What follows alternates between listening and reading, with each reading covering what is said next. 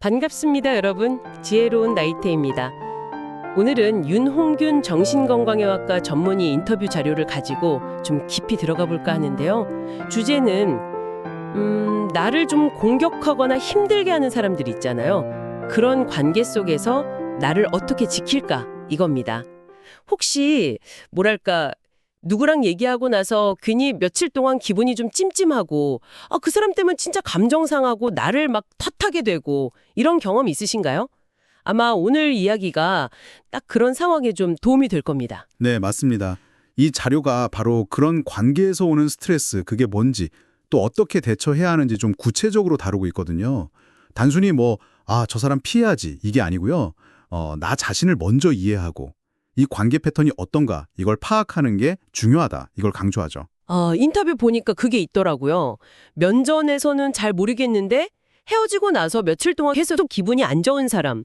이게 딱 그 관계를 다시 생각해 보라는 신호다. 이런 얘기요? 그렇죠. 그리고 여기서 진짜 중요한 건 그냥 저 사람 싫어, 이게 아니라 내가 그때 왜 말을 제대로 못했지 하면서 결국 나를 공격하게 된다는 거예요. 상대는 요즘 힘들어 보여. 그냥 1초 툭 던진 말인데 나는 그게 막 며칠씩 머릿속에서 떠나질 않는 거죠. 확대 재생산되고. 맞아요. 물어보면 기억도 못하고. 그게 진짜 감정 소모가 큰 것 같아요. 네, 그게 주범이죠, 감정 소모에. 그럼 이런 상황에서 좀 벗어나려면 어떻게 해야 할까요? 자료에서 보니까 스트레스 덜 받는 사람들은 지피지기가 되어 있다 이런 말이 있던데요. 지피지기.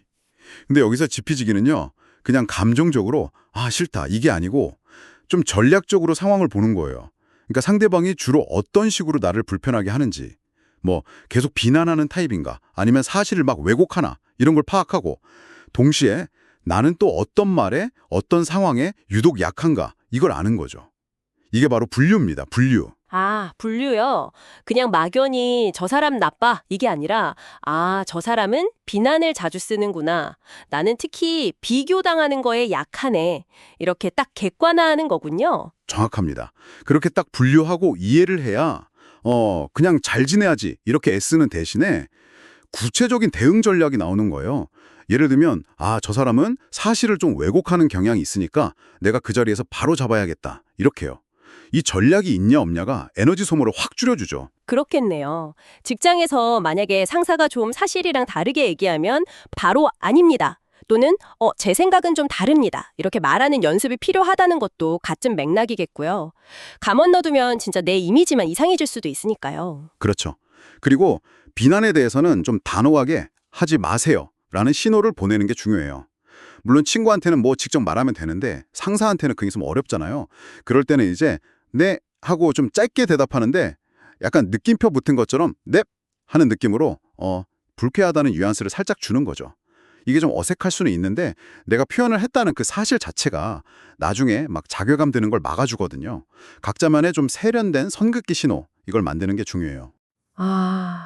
근데 대놓고 공격하는 사람 말고요. 은근히 사람 속 긁는 사람들 있잖아요. 소위 수동 공격형? 막 비꼬고 선 넘는 농담하고 아니면 특정 사람만 빼고 얘기한다든지 이런 사람들은 더 까다로운 것 같아요. 네, 맞아요. 그런 좀 도발적인 사람들, 이런 분들하고는 의식적으로 좀 거리를 두는 게 사실 최선입니다. 회사나 학교처럼 피할 수가 없는 곳이라면 저 사람이랑 어떻게든 잘 지내야지. 여기 에너지를 쏟기보다는요. 그냥 내 할 일, 내 공부에 집중하는 거죠. 그러다 보면 자연스럽게 다른 좀 건강한 관계들이 생기거든요. 그게 더 현명한 방법일 수 있어요.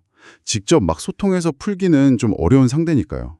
관계를 끊는 거, 손절에 대해서도 좀 다른 시각이 있더라고요. 무조건 그냥 딱 연락 끊고 이게 아니라고. 네, 관계에도 단계가 있잖아요. 모르는 사람, 지인, 친구, 연인, 가족 이렇게요. 친구 관계를 손절한다. 이게 꼭 연락처 지우고 이런 것만이 아니라 관계 단계를 지인으로 내리는 걸 의미할 수도 있다는 거죠. 그러니까 사적인 안부는 안 묻고 공적인 필요가 있을 때만 딱 연락하는 사이로 마음속에서 관계 등급을 한 단계 낮추는 거예요. 만약에 지인 관계도 좀 버겁다 싶으면 그때 이제 연락처를 지우거나 해서 모르는 사람 단계로 만들 수도 있고요.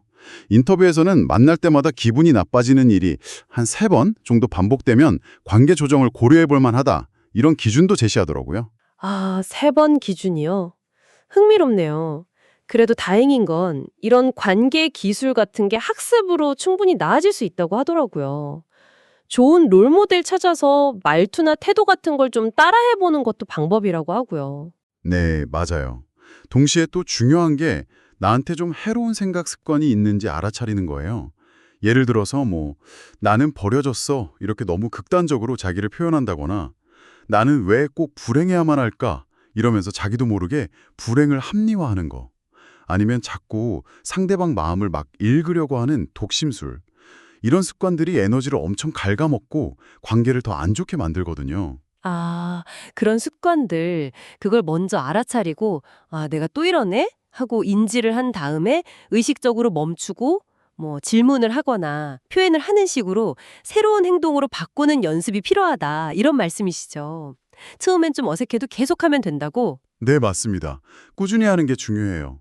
그리고 정말 마지막으로 이거 진짜 중요한 통찰인데 상처 준 사람한테서 치유를 기대하지 말라는 조언이 있었어요. 네. 저도 그 부분 진짜 기억에 남아요. 상처의 원인이랑 치유는 다를 수 있다. 그렇습니다.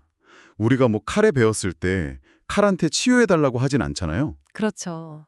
상처는 나를 지지해주는 다른 관계들 아니면 전문가, 취미 활동, 심지어 자연 속에서도 치유받을 수 있거든요.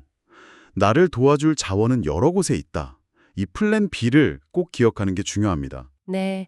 오늘 저희가 나눈 이야기들이 여러분의 관계를 좀 돌아보고 또 더 건강하게 만들어가는데 작은 실마리가 되었으면 좋겠습니다.